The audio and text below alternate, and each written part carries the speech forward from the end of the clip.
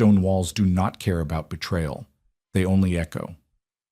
Locked in the highest forgotten tower of Rothford Estate, a woman with a belly heavy enough to carry 5 lives sits in the dark. She was supposed to be a duchess. Instead, she is a loose end, left to quietly starve so a pristine family lineage can remain untarnished. They thought her a quiet, obedient thing who would simply fade away. They were wrong. Desperation breeds a very specific kind of madness. Dust hung thick in the stagnant air, catching the single, pathetic sliver of moonlight that forced its way through the boarded window. Adelaide shifted on the damp straw ticking of the mattress. Pain, sharp and immediate, laced up her lower back, branching out like cracks in dry earth. She gasped, grabbing the rough wool blanket, twisting it in her knuckles until her joints ached and the coarse fibers bit into her skin. Her belly was an impossible, grotesque mountain, heavy and shifting beneath her filthy linen shift. 5 heartbeats. That was what Dr. Finch had stammered out months ago, his spectacles fogging with nervous sweat as he pressed his wooden stethoscope to her stretched skin. 5 distinct, frantic rhythms. A medical marvel, he had whispered. A death sentence, the Dowager Duchess had corrected, her voice as brittle and cold as winter ice. 5 heirs to the Rothford estate, growing like aggressive vines in the womb of a common clockmaker's daughter. Abraham had smiled when he first learned she was with child. At least she thought he had. Memory was a fickle, treacherous thing in this suffocating dark. Had it been a smile of genuine wonder, or the tight, panicked grimace of a man realizing the colossal scale of his mistake? He had promised her safety. He had held her face in his large, warm hands and promised her a quiet life, shielded from the vicious, snaking whispers of his aristocratic family. Yet here she was, locked in the West Wing's long-abandoned servant quarters, the heavy iron bolt thrown from the outside with a finality that had echoed in her chest for days. 3 days. Or was it 4? Time had lost its shape. The water pitcher sat empty by the door, its clay surface dry and flaking. Her lips were cracked, deeply fissured. She tasted the metallic tang of salt and decay when she ran her dry tongue over them. They wanted her to die. Not just the Dowager, but Abraham's ambitious younger brother, Benedict. Perhaps even Abraham himself had signed off on this quiet execution. A problem solved without a scandalous divorce or a messy public annulment. A tragic confinement, they would tell the society papers. The poor girl simply lacked the constitution for motherhood. A sharp, sudden kick from within knocked the remaining breath from her lungs. Adelaide doubled over with a harsh, clicking wheeze. It wasn't a gentle flutter of life. It felt like a brutal brawl beneath her ribs, a chaotic struggle for space and nutrients in a vessel that was rapidly shutting down. "Stop it!" she hissed to the darkness, resting a trembling, dirt-streaked hand on her swollen flesh. "Just stop fighting me."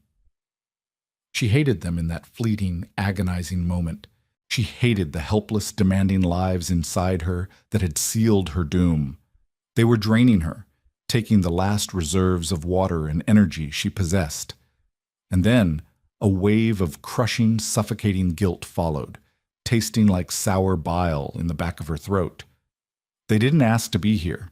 They didn't ask to carry the crushing weight of the Rothford name. They were just trying to survive, just like her.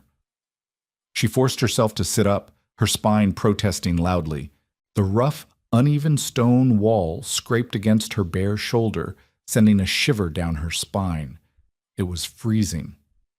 November had brought a bitter early frost, and the hearth in the corner was choked with decades of debris, a crumbled bird's nest resting atop the soot.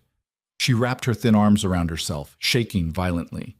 This was how her story ended. Not with a dramatic confrontation in a gilded ballroom, not with screaming accusations and tears, but in a dusty, forgotten room smelling of rot, mouse droppings, and her own unwashed, failing body. She closed her eyes and let her head fall back against the freezing plaster. The silence of the manor was absolute and oppressive. Usually, a great estate hummed with life. You could hear the muffled thumps of maids scrubbing the stairs, the distant, chaotic clatter of copper pots from the cavernous kitchens, the sharp whinny of thoroughbreds in the courtyard. Here, there was a void. They had isolated her in a wing entirely cut off, sealed behind heavy oak doors and corridors long forgotten. The absolute quiet meant no one was coming.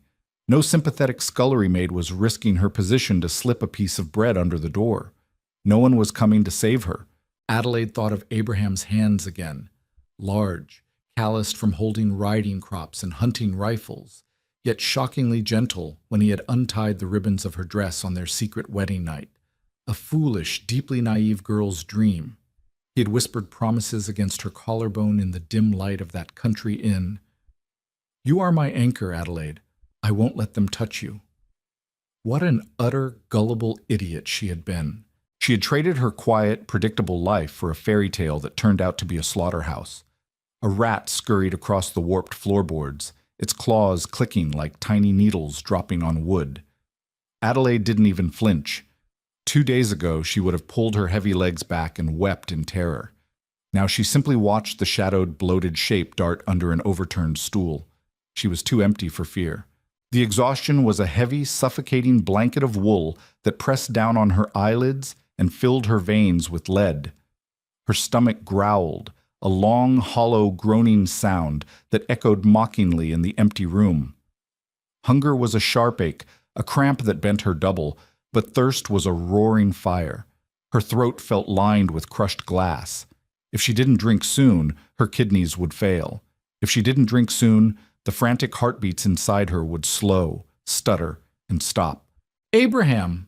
she croaked, the word barely a rush of air. It sounded pathetic. It sounded like a beggar's plea. She hated it. She hated him, but mostly she hated her own lingering hope. She cleared her dry throat, grimacing at the sandpaper friction, and swallowed hard against the swelling in her glands. "Abraham, you weak, pathetic coward." That felt better. Anger was a remarkably useful fuel. It burned hotter than despair and cut through the fog of exhaustion. She pushed herself up from the mattress, her knees trembling so badly they knocked together beneath the immense, front-heavy weight of her pregnancy. She had to walk. She had to move. Sitting still was a surrender she wasn't quite ready to make, and despite her profound cynicism, despite the cold logic that said she was already a ghost, a primal, animalistic urge to live flared violently in her chest. Dragging her swollen, bare feet across the uneven floorboards, Adelaide began to pace. 4 steps to the boarded window, turn. 5 steps to the heavy oak door, turn. The room was perhaps 10 feet across. A stone box. A crypt. She ran her fingers along the walls as she walked, needing the tactile sensation to prove she was still awake. The plaster was crumbling, bubbling away from the rough-hewn stone beneath. It was damp, leaving a residue of chalky gray moisture on her fingertips. She brought her fingers to her lips and licked the dust away. It tasted intensely of earth and ancient decay, completely useless against the burning in her throat, but the mere illusion of moisture made her swallow compulsively. Her pacing brought her to the far corner near the useless, debris-choked hearth. A massive, moth-eaten tapestry hung on the wall here, sagging from a rusted iron rod. It depicted some faded, violent hunting scene. Hounds with bared teeth tearing at the throat of a downed stag. The irony was so thick she could have choked on it. She grabbed the edge of the heavy, stiff fabric to steady herself as another contraction. A massive, rolling tightening of her entire abdomen ripped through her. She squeezed her eyes shut, a low groan vibrating in her chest, her grip turning white-knuckled on the tapestry. It felt as though her pelvis was being slowly pried apart with iron crowbars. With a sudden sound like tearing parchment and snapping threads, the ancient fabric gave way. The rusted rod above groaned and pulled free from the masonry. Adelaide stumbled backward, her fragile center of gravity completely thrown off. She landed hard on her side, the impact jarring her teeth. Pain exploded in her left hip, radiating sharply down her thigh. She gasped, instantly curling her arms protectively around her massive belly, terrified that the violent jolt had triggered labor or ruptured something vital. She lay there panting, eyes squeezed shut, waiting for the warm rush of fluid that would signal the absolute end. A minute passed. Only the dull throb of her bruised hip remained. When she finally opened her eyes, her breath hitched. A draft. It was faint but unmistakable in the stale, stagnant air of the room. It carried the sharp, mineral smell of wet earth, crushed stone, and something metallic, distinctly different from the dry, dusty mildew of her prison. It brushed against her flushed cheek, instantly chilling the layer of nervous sweat that had beaded there. Adelaide forced herself up onto her hands and knees, her joints popping loudly in the quiet. She looked at the wall where the tapestry had hung. A large section of the plaster behind it had crumbled away years ago, revealing the dark, uneven stonework. But the stones weren't set flush. There was a gap, a vertical, jagged fissure, darker than the pitch-black shadows of the room, ran from the floor up to the height of her waist. She crawled closer, ignoring the sharp protest of her knees grinding against the rough wood floor.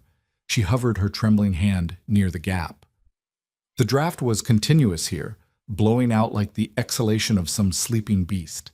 It wasn't just a crack in the foundation. It was an intentional opening. Her heart began to hammer against her ribs, a frantic, desperate, erratic rhythm that made her dizzy.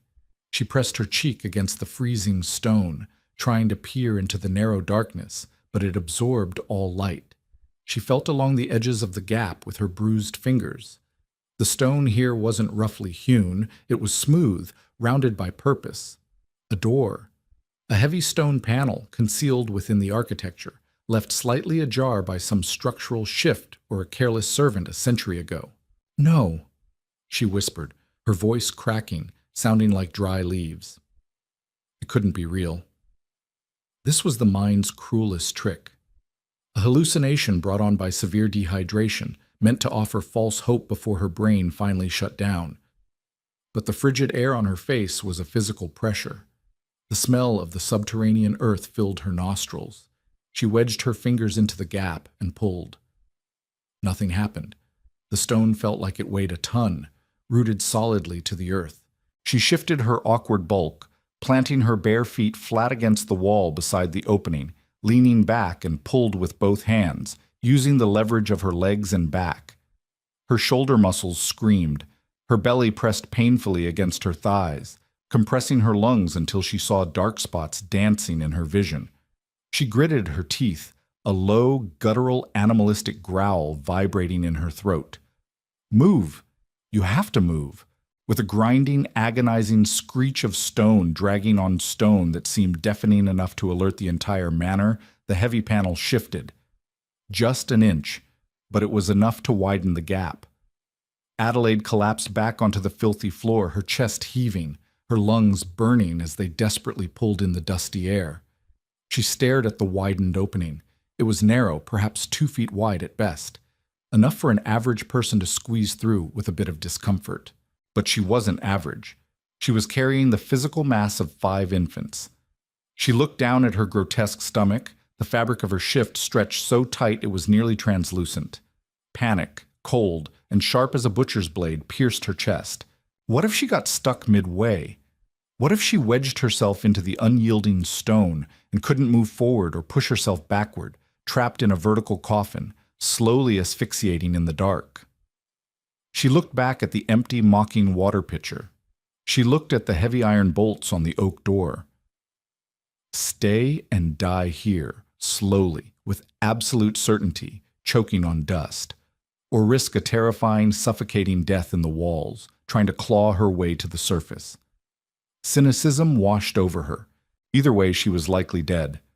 But one path offered motion. Adelaide struggled to her feet. She smoothed down her ruined, dirty linen dress, a ridiculous, ingrained gesture of modesty in the face of absolute horror. She approached the gap. The air bleeding from it was bitter cold.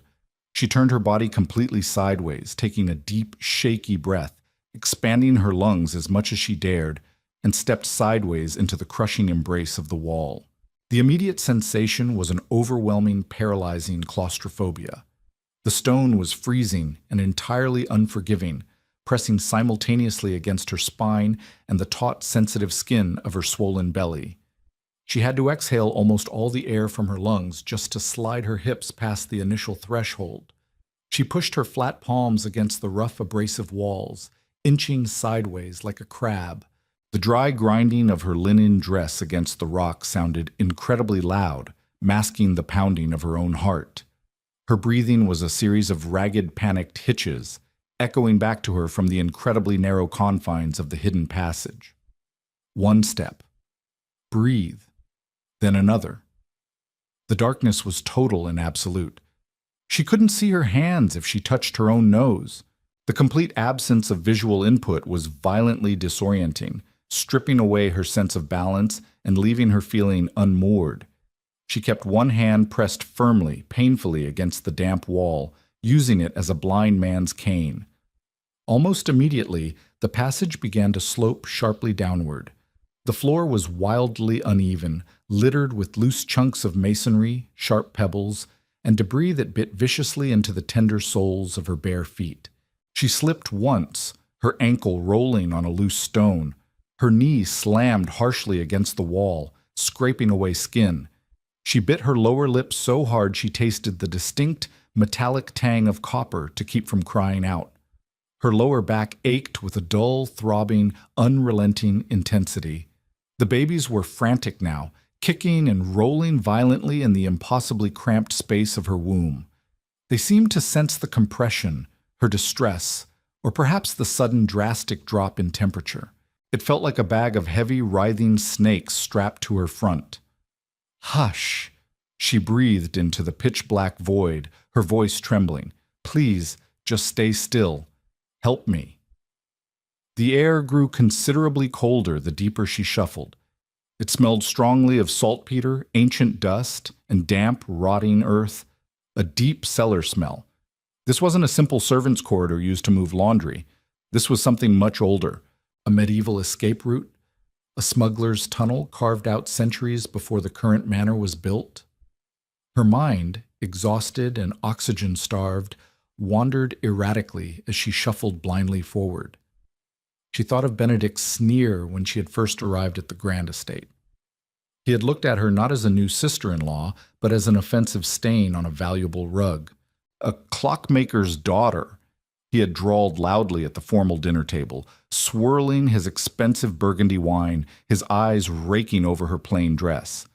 How remarkably robust. I suppose we must import fresh, sturdy stock to keep the bloodline from thinning out entirely. Abraham hadn't defended her. He had simply cleared his throat and changed the subject to hunting hounds. That had been the first hairline fracture in the facade, the first glaring sign that his romantic promises were made of spun sugar, dissolving to sticky nothingness at the first touch of social pressure. Tears pricked her eyes, hot, stinging, and bitterly angry. She blinked them away fiercely. Crying wasted precious water. She needed every single drop of moisture in her failing body if she was going to navigate this tomb. The passage abruptly turned sharply to the left. Adelaide shuffled slowly around the corner, her belly scraping uncomfortably, painfully against the tight pivot point of the stone.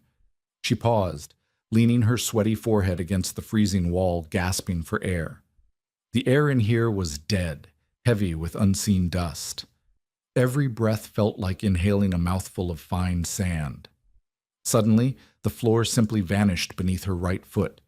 She pitched forward into the void, a raw, terrified scream tearing from her dry throat. She flailed wildly in the pitch black, her hands clawing at nothing but empty, freezing air. Then her left hand violently slammed into a sharp, protruding edge of stone. She gripped it with a desperate, bone-crushing, adrenaline-fueled strength, her body swinging out heavily over an unseen drop. Her left shoulder popped loudly, agonizing, tearing pain shooting down her arm and across her collarbone. She hung there, dangling by one arm in the absolute dark, her massive, heavy belly pulling her downward like a lead anchor tied to her waist. "Help!" she whimpered, the word pathetic, swallowed instantly by the vastness of the hollow space she now hung over.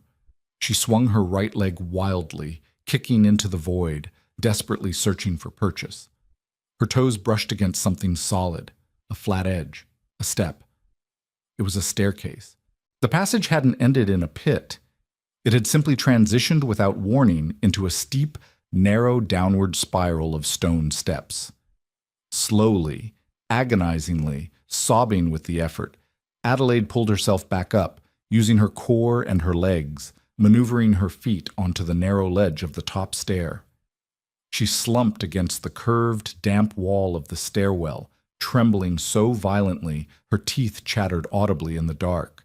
She sat there for what felt like hours, the bitter cold of the stone seeping through her thin dress and into her skin. Her shoulder throbbed with a sickening, heavy rhythm. She probed it gently with her right hand. It was intensely tender, the muscle likely torn, but it wasn't dislocated. She had been incredibly, impossibly lucky. But luck was a finite, rapidly depleting resource. She looked down into the crushing darkness of the stairwell.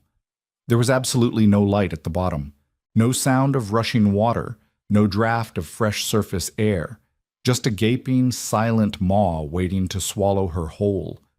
She couldn't go back. The physical effort required to climb back up the uneven slope, to somehow squeeze backward through that narrow gap into the prison room, would definitively kill her. Her heart would simply burst. She had to go down into the dark. Adelaide shifted awkwardly onto her bottom. She wouldn't risk walking down these uneven, unseen stairs in the pitch black. Not in her precarious condition. She would take them one by one, sitting down like a toddler navigating a staircase. She slid her hips off the edge of the top step, her bare feet blindly finding the flat surface of the next one down. Then she braced her hands and lowered her weight. Scrape. Thump. It was humiliatingly undignified. It was filthy. Her dress was bunched up entirely around her upper thighs, the rough ancient stone abrading the sensitive skin of her legs and buttocks. Her hands, already filthy and torn from the wall, gripped the sharp edge of each step tightly as she lowered her immense, agonizing weight. Scrape. Thump. With every jarring jolt, her belly seized. The contractions were returning, not rhythmic, but sharp, jagged spikes of pain that stole her breath. Her body was being pushed far past its biological limits. Severe dehydration, creeping starvation, extreme physical exertion, and the immense, terrifying strain of carrying 5 infants. She was mechanically breaking down piece by piece. Scrape. Thump. She began to count the steps, muttering the numbers aloud through cracked lips, just to keep her fraying mind tethered to some form of reality. 10. 20. 35. The atmosphere was distinctly different now. It was incredibly, bone-achingly cold, almost freezing, and the smell of damp earth had intensified into a thick, moldy, almost chemical stench of decay and stagnant water. At step 42, she lowered herself, but her foot didn't hit another stone stair. It hit flat, yielding ground. Adelaide slid off the final step and collapsed entirely onto the floor. It wasn't stone anymore. It felt like packed, slightly muddy dirt, cold and distinctly damp against her exposed legs. She lay there on her side, her cheek pressed flush against the gritty soil, too utterly exhausted to move a single muscle. Her breathing was a shallow, ragged, wet rattle in the silence. Her body felt completely alien to her, no longer her own, just a fragile vessel of pain and heavy, squirming, relentless weight. She let her heavy eyelids close. The darkness behind her eyes was no different from the suffocating darkness of the tunnel. It would be so incredibly easy to just stay right here, to let the encroaching cold numb the pain, to sleep. A sudden sharp sound snapped her eyes wide open, adrenaline spiking violently in her chest. It wasn't the scurry of a rat.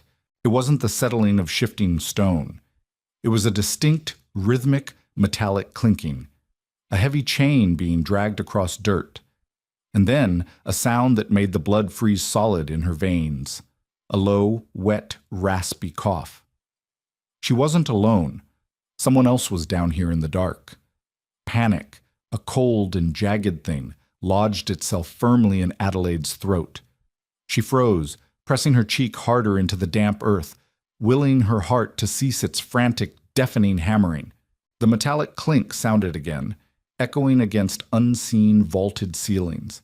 It was a heavy chain dragging across packed dirt, followed by another wet, rattling inhalation. She held her breath until her lungs burned, squeezing her eyes shut as if that could somehow make her invisible. "If Abraham sent you to finish the job," a voice rasped from the suffocating darkness, "he is a greater coward than I remembered. Sending a woman." The voice was rough, completely devoid of moisture, sounding like two dry stones grinding together. It wasn't the voice of a monster or a ghost. It was undeniably human, saturated with a profound, bone-deep exhaustion that Adelaide recognized intimately. She tried to push herself backward, aiming for the bottom step of the staircase, but her muscles simply refused. Her massive belly anchored her to the muddy floor. A sharp spasm gripped her uterus, a tightening so violent it forced a pathetic, whimpering gasp from her cracked lips. The chains rattled sharply. The unseen figure shifted. "You're weeping," the man said, a note of confused hesitation piercing his cynical drawl. "Assassins rarely weep. Who are you?" "Adelaide," she croaked. Her throat felt completely coated in dry ash. The single word tore at her vocal cords. "Water, please." Seor. Silence hung in the heavy, freezing air, broken only by the erratic, shallow panting of her own breath. Then a faint scraping sound. A moment later, a pale, dim sliver of illumination flickered to life. He had struck a flint. The tiny spark caught a twist of dry moss in a small, crude clay bowl. It wasn't much, just a pathetic, flickering orange glow, but after the absolute sensory deprivation of the tunnel, it felt like staring directly into the sun. Adelaide squinted, her eyes watering fiercely as they adjusted. The meager light revealed a stone cell carved directly into the earth. It was monstrously bleak.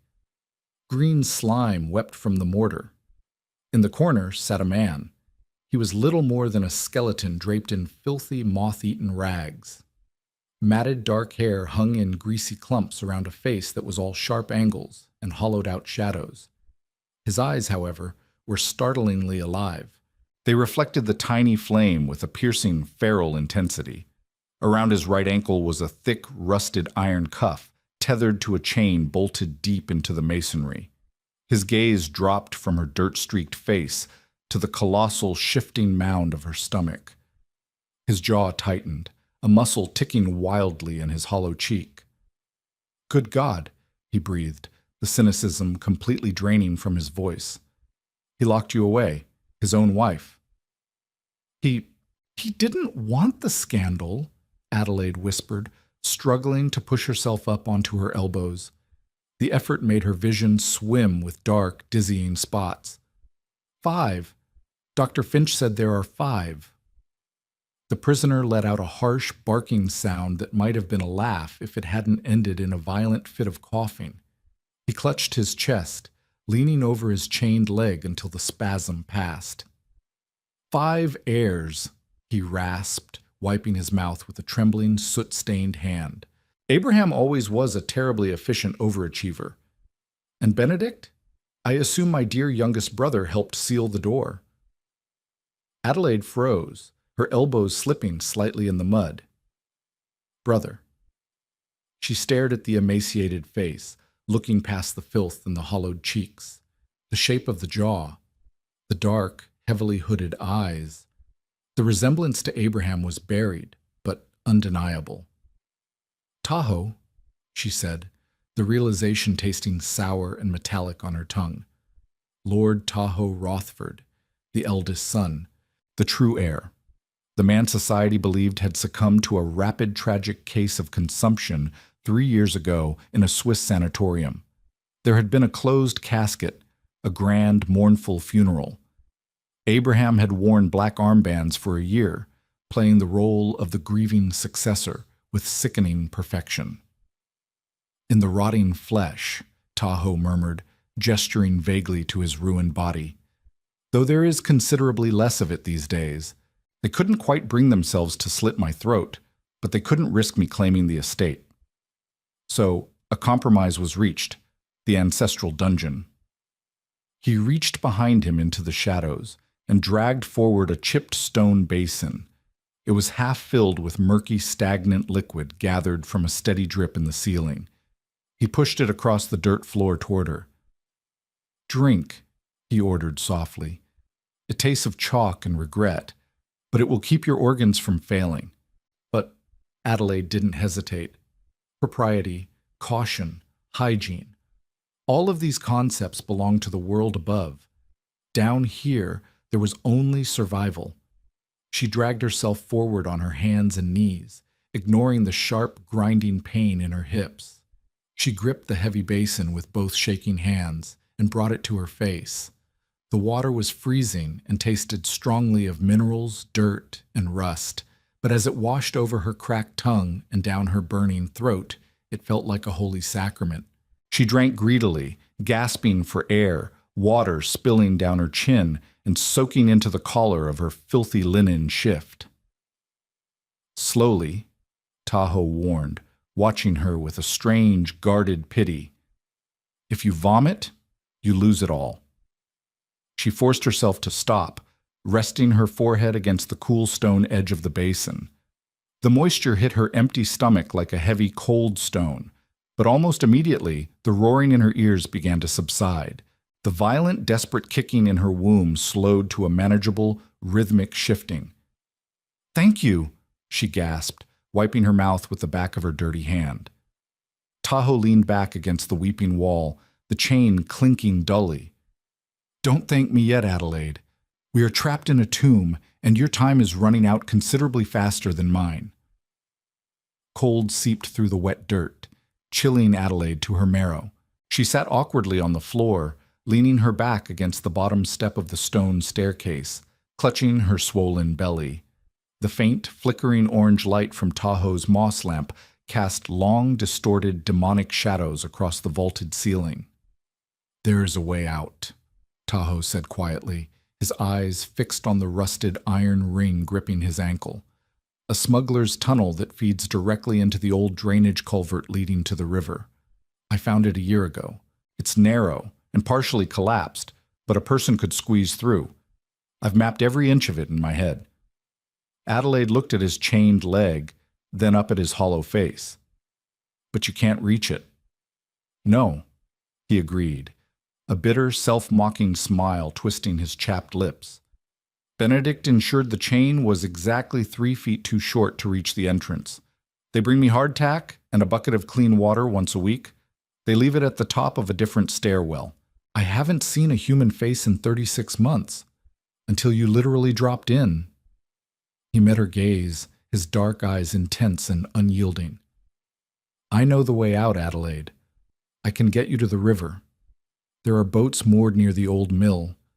From there, you can reach the city. You can find a magistrate. You can destroy them." A sudden, sharp spike of pain radiated from her lower back, wrapping around to the front of her pelvis like a tightening iron band. She bit down hard on her lip, stifling a groan. Her body was a ticking clock, and the pendulum was swinging faster. "I need your help," she whispered, her voice trembling not from fear, but from the agonizing, raw reality of her situation. "But how do I free you? I have nothing. I am barely strong enough to walk." Tahoe pointed a long, skeletal finger toward the dark corner of the cell, beyond the meager reach of the firelight. When the floor collapsed in the passage above, chunks of masonry fell down here over the months. Among them is a heavy iron support pin. It's solid, thick. If you can use it as a lever, wedge it beneath the hinge of this shackle, we might be able to snap the rusted joint. Adelaide looked at her own hands. They were small, the fingernails chipped and caked with dirt, the knuckles bruised purple from her descent. She looked at her colossal, burdensome stomach. The sheer physical mechanics of leveraging heavy iron seemed utterly impossible. "I can't," she breathed, a tear finally escaping, cutting a clean track through the grime on her cheek. "Tahoe, I am broken. I will just fail you, and then we will both die down here." "You are not broken," Tahoe snapped, his voice suddenly sharp, cracking like a whip in the damp air. "You are surviving. Look at you. You dragged the weight of 5 lives through a collapsed wall and down a blind stairwell. Do not dare tell me you are weak. My brother chose you because he thought you were fragile. Prove the arrogant bastard wrong." His words hit her like a physical blow. The cynical, mocking tone he had used earlier was entirely gone, replaced by a fierce, desperate urgency. He wasn't just trying to save himself, he was trying to weaponize her anger. And it worked. The familiar, hot flush of rage flared in her chest, pushing back the numbing fog of exhaustion. Abraham had expected her to quietly curl up and starve. He had underestimated her deeply. Adelaide forced herself onto her hands and knees. Every joint screamed in protest. She crawled toward the dark corner Tahoe had pointed to, feeling the ground blindly. Her fingers brushed against damp slime, broken pottery, and finally, the freezing rough surface of rusted iron. It was a heavy foot-long pin, thick as her wrist, likely used to join massive stone blocks in the manor's original foundation. She gripped it with both hands, the rough texture biting into her sensitive palms, and dragged it back toward the circle of light. "Good," Tahoe grunted, shifting his chained leg to expose the heavy, square lockbox of the shackle. "Wedge the flat end right here, beneath the hinge pin. The metal is old, weakened by the damp. If we apply enough pressure, the pin will shear." Adelaide maneuvered herself awkwardly, sitting beside his leg. The smell of his unwashed, decaying clothes was potent, a mix of old sweat and sour sickness, but she ignored it. She wedged the iron rod into the tiny gap between the shackle and the locking mechanism. "I don't have the upper body strength to snap it," she said, her breathing shallow and ragged. "We do it together," Tahoe instructed, his hands moving over hers, gripping the iron rod tightly. His skin was freezing, the bones of his fingers feeling like bare twigs against her knuckles. "I will push up. You lean your body weight down on the far end of the lever. Use the weight of the children." It was a grotesque, desperate physics equation. "On 3, Tahoe whispered, his jaw set. 1, 2, 3. Adelaide threw her entire upper body forward, pressing her chest and her heavy stomach down over her arms, throwing all her remaining mass onto the end of the iron rod. Tahoe strained upward with a guttural, feral roar, his emaciated arms shaking violently with the effort. The metal groaned, a high-pitched, screaming sound that set Adelaide's teeth on edge. The rod dug brutally into her palms, threatening to tear the skin. The shackle refused to yield. "Again!" Tahoe hissed, sweat beading on his pale forehead. "Don't let up the pressure. Push!" Adelaide squeezed her eyes shut. She thought of the dust in the tower room. She thought of the empty water pitcher. She thought of Benedict's sneer and Abraham's cowardly, gentle hands. She funneled every ounce of hatred, every shred of betrayed love, and every desperate animalistic instinct to protect the 5 fragile lives inside her down into her arms. She screamed, a raw, entirely unladylike sound that tore from her throat and shoved her weight down with a sudden, violent jerk. Crack! The sound was sharp as a gunshot in the confined space. The rusted hinge pin sheared entirely in half. The heavy iron shackle sprang open, releasing Tahoe's raw, bruised ankle. Adelaide collapsed backward onto the dirt, completely spent, her chest heaving as she gasped for the thin, stale air. Her hands were trembling so badly she couldn't make a fist. Tahoe sat staring at his freed leg for a long, silent moment.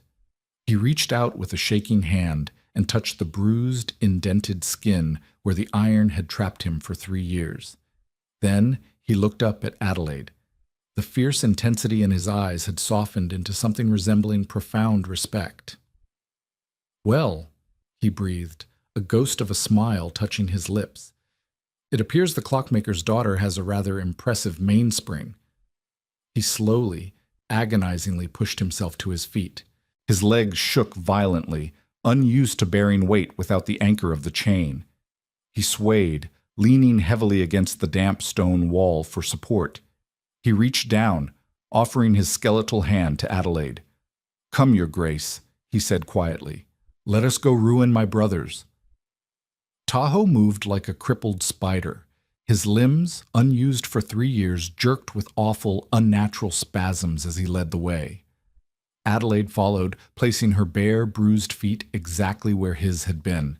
The smuggler's tunnel was a ragged scar torn through the bedrock beneath the estate.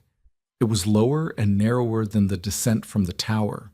She had to stoop, bending her knees slightly, a posture that put agonizing pressure on her thighs and lower back. The moss lamp offered a pitiful, failing glow.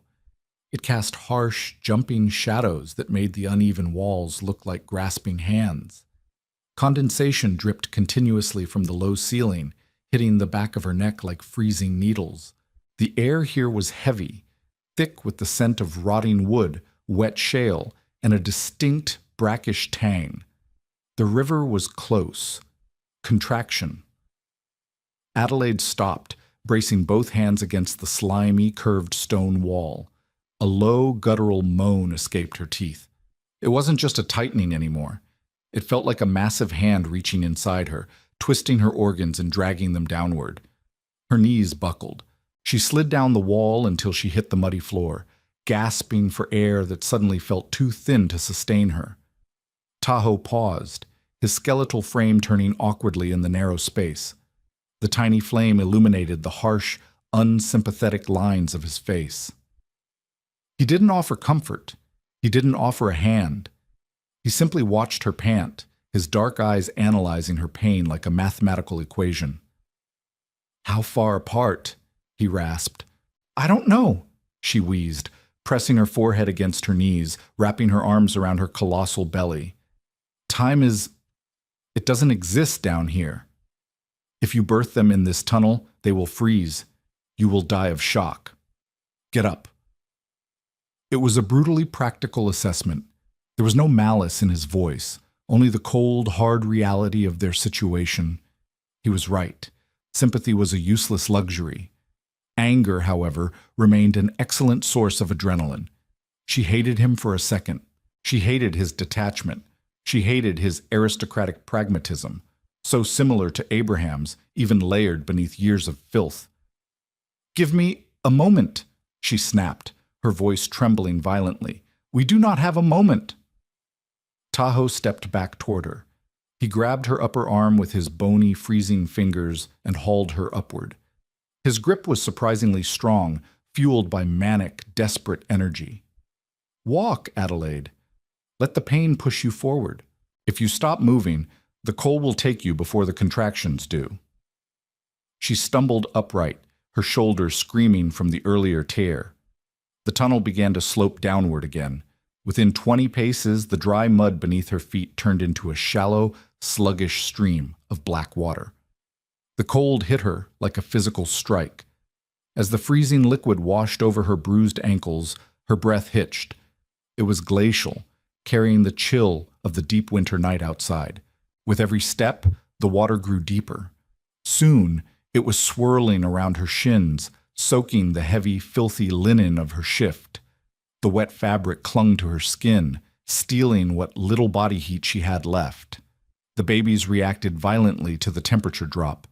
They shifted and kicked with frantic, chaotic energy, a terrifying internal struggle that made her stomach undulate beneath the wet linen.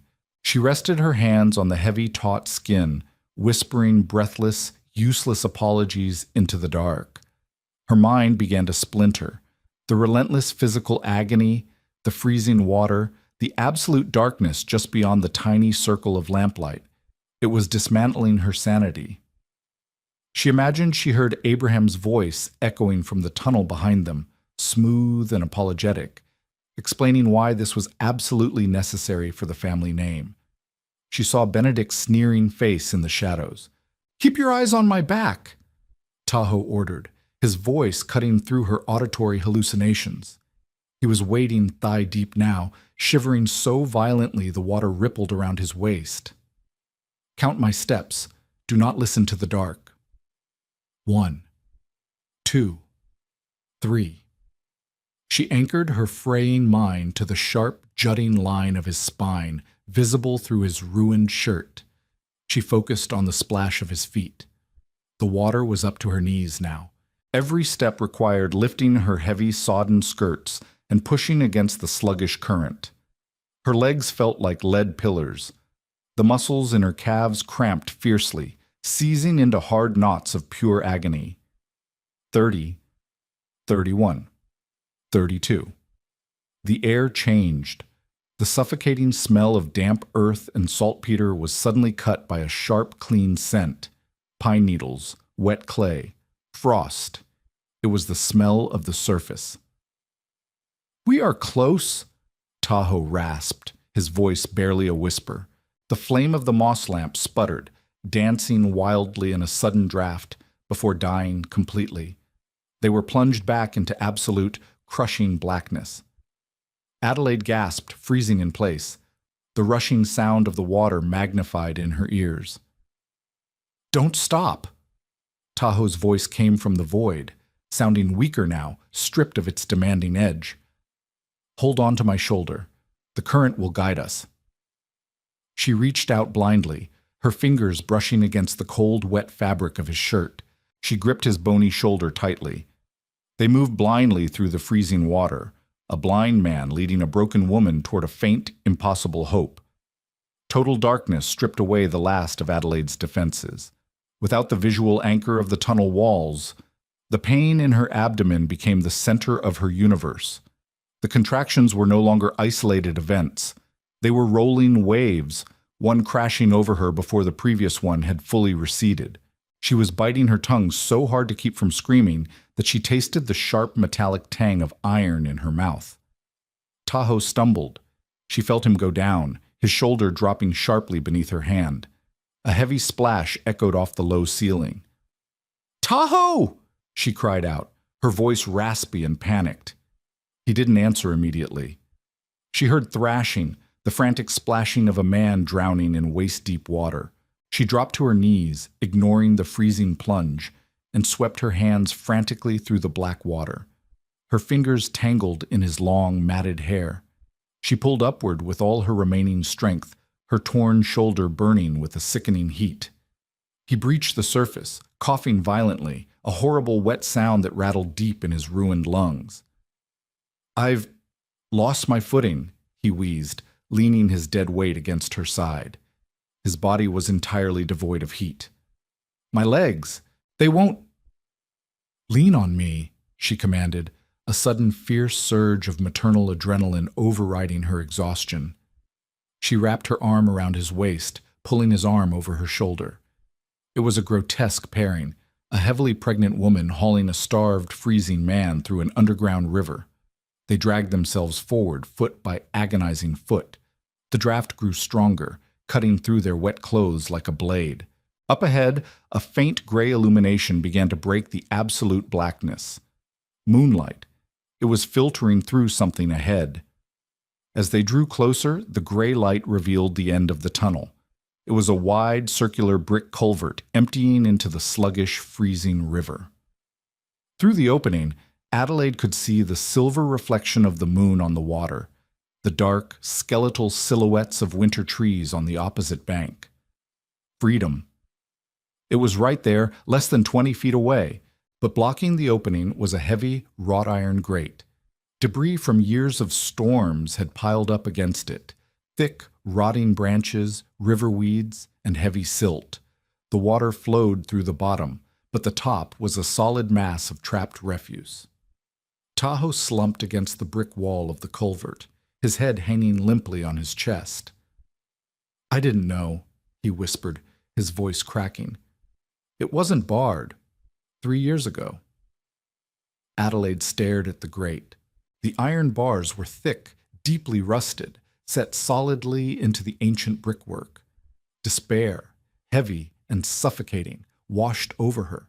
She had endured the tower. She had squeezed through the wall. She had descended into the dark and waded through freezing water.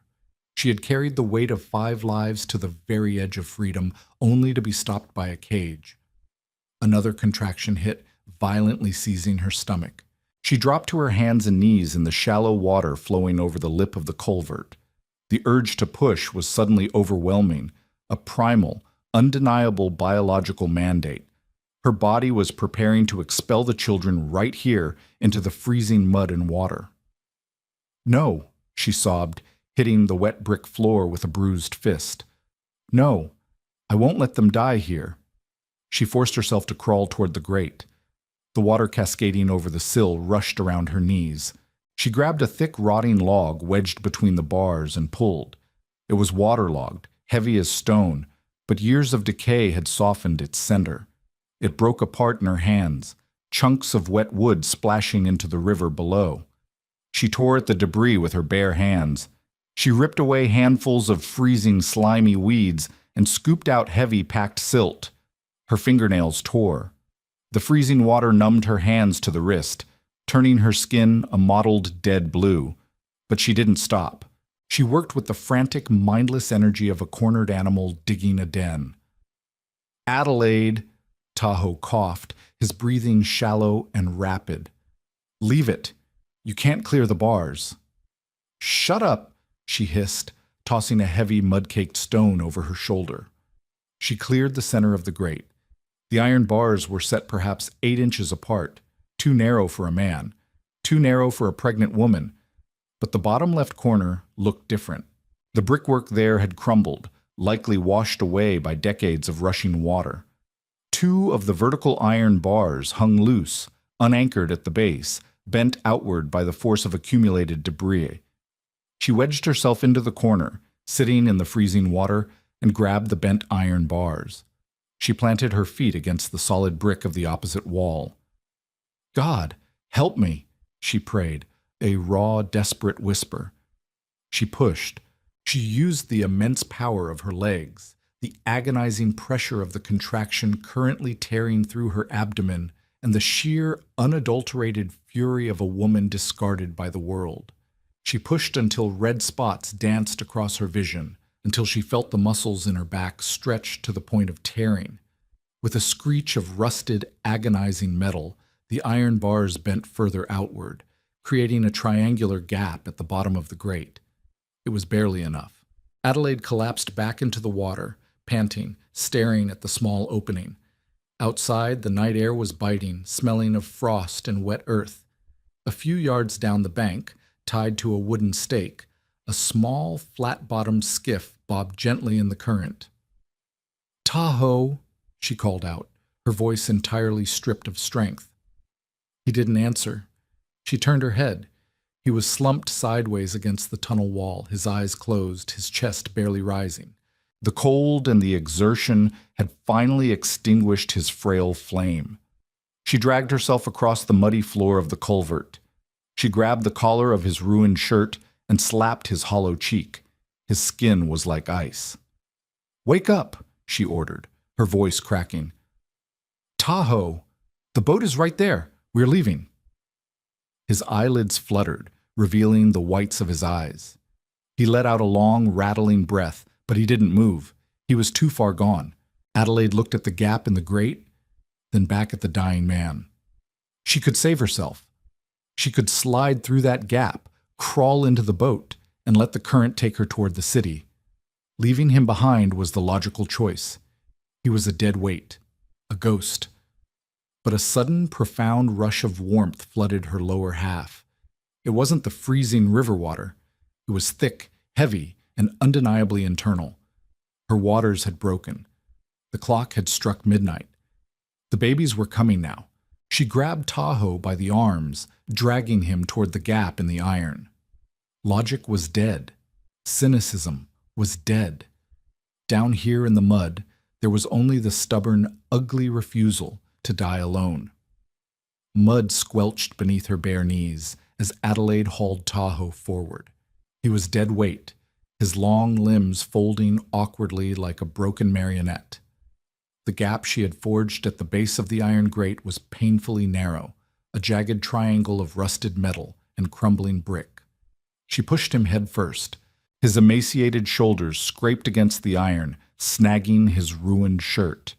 She gripped his freezing ankles and shoved with a sudden vicious thrust, ignoring the sickening scrape of his skin against the rust. He slid through, tumbling limply into the shallow, icy water on the other side. Now came the impossible part. Adelaide turned sideways, her massive belly pressing hard against the unyielding vertical bars. The freezing river water rushed over her shins, numbing her toes entirely. She took a shallow, ragged breath, flattening her spine as much as the immense weight at her front would allow, and wedged her hips into the opening. Instantly, she was stuck. The rusted iron bit brutally into her left hip bone, while the jagged brickwork of the wall snagged the fabric of her shift on her right. Panic, absolute and suffocating, seized her throat. She was pinned. If a contraction hit her now, trapped in this rigid vise of metal and stone, the pressure would crush the children. "Move!" she grunted, a feral, wet sound. She twisted her upper body, wrapping her arms around the iron bar outside the grate for leverage. She pulled.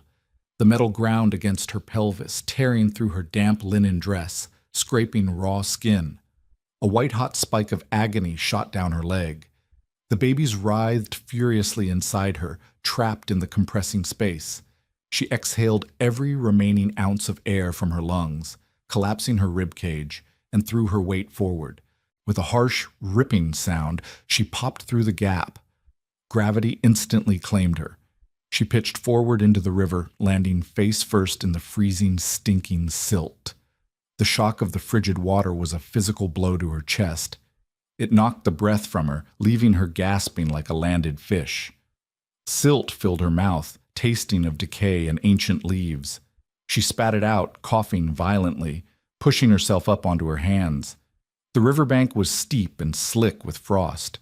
A few yards away, the wooden skiff bobbed aggressively against its tether. Tahoe lay half-submerged in the shallows, his face pale as chalk under the moonlight. Adelaide crawled. Her legs were entirely useless, heavy as lead logs, refusing to support her weight. She dragged herself through the freezing mud using only her forearms, her fingernails digging deep into the frozen earth. Every inch was a battle against her failing anatomy. She reached Tahoe, grabbing the back of his collar. She didn't have the strength to lift him, so she simply rolled his frail, soaking wet body up the slight incline, using her shoulder as a wedge. He groaned, a faint, rattling vibration in his chest. He was still alive, tethered to the earth by the thinnest, most frayed thread. The skiff was old, smelling strongly of tar and rotting fish. Adelaide reached the wooden stake driven into the mud. The mooring rope was thick, coarse, and stiff with rime frost.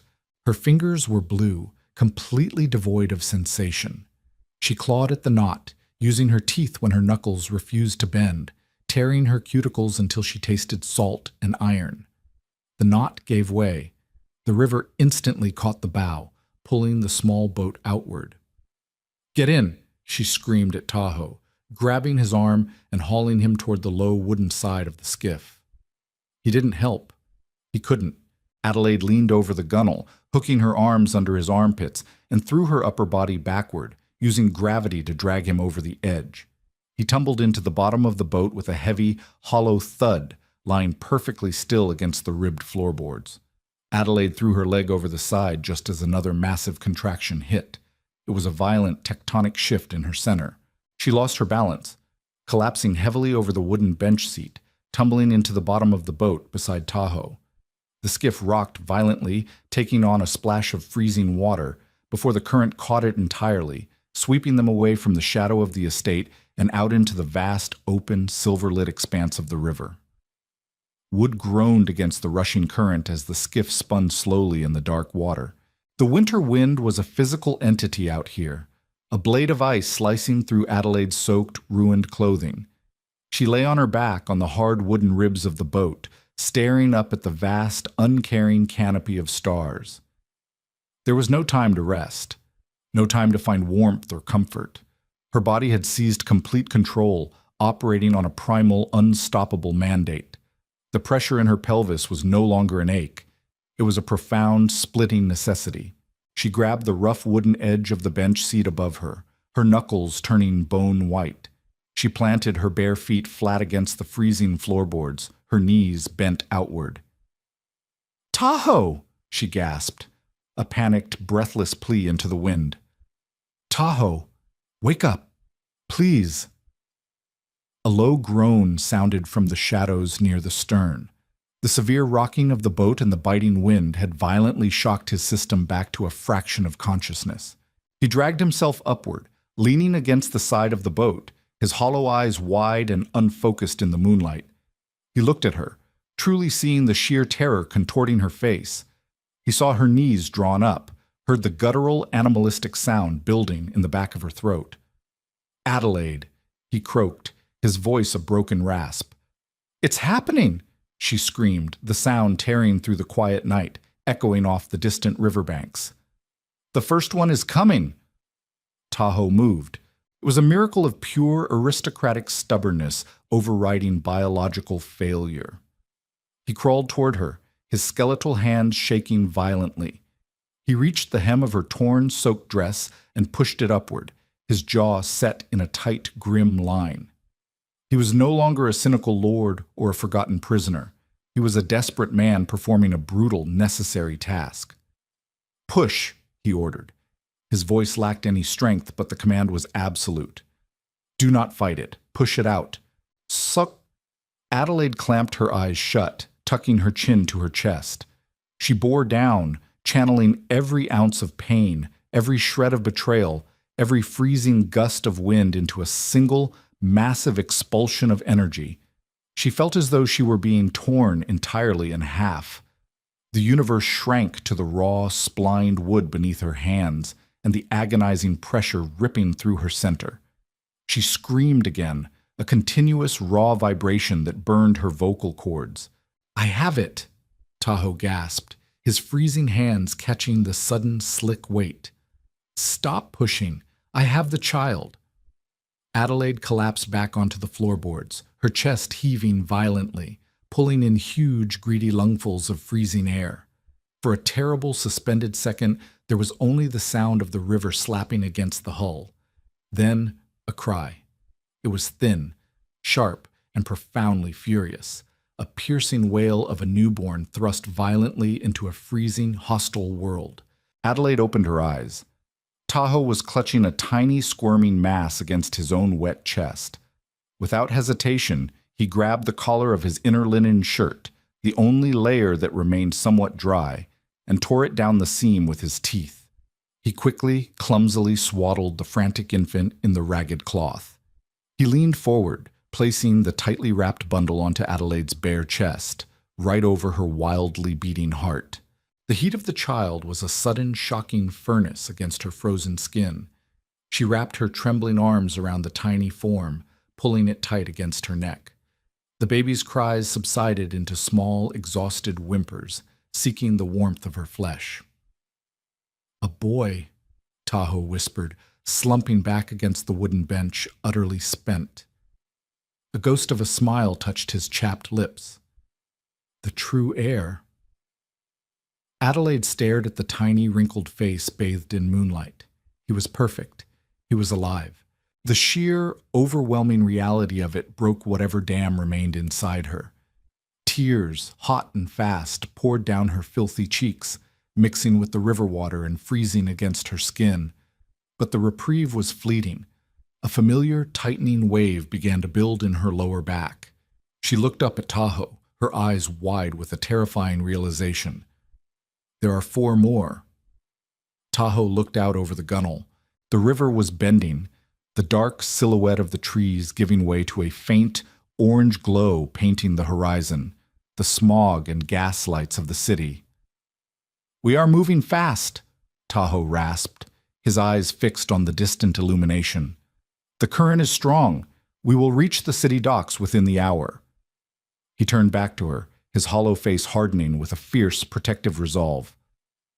You keep breathing, Adelaide. You keep them warm. When we reach the docks, we will not hide. We will find a magistrate. We will find a physician. He reached out, his bony fingers briefly touching the tiny cloth-wrapped bundle on her chest. Abraham thought he could bury his sins in the dark. He forgot that seeds grow in the dark. Adelaide nodded, gritting her teeth as the next contraction hit. wrapping her arms protectively around her firstborn. She was broken, freezing, and in excruciating pain, but she was no longer prey. She was a mother of 5, allied with a ghost, floating toward the city lights with a boat full of heirs. Let the Duke of Rothford sleep comfortably tonight. Tomorrow, his entire world was going to burn. Did Adelaide's fierce, against all odds survival keep you on the edge of your seat? The sheer willpower of a mother pushed to the absolute brink is a force of nature. If you love this dark, gripping historical tale of betrayal, resilience, and vengeance, please hit that like button to support the channel. Share this video with fellow lovers of intense, grounded storytelling. And don't forget to subscribe and ring the bell so you never miss out on the thrilling conclusion of Adelaide and Tahoe's revenge against the Duke. We upload new dramatic sagas every week.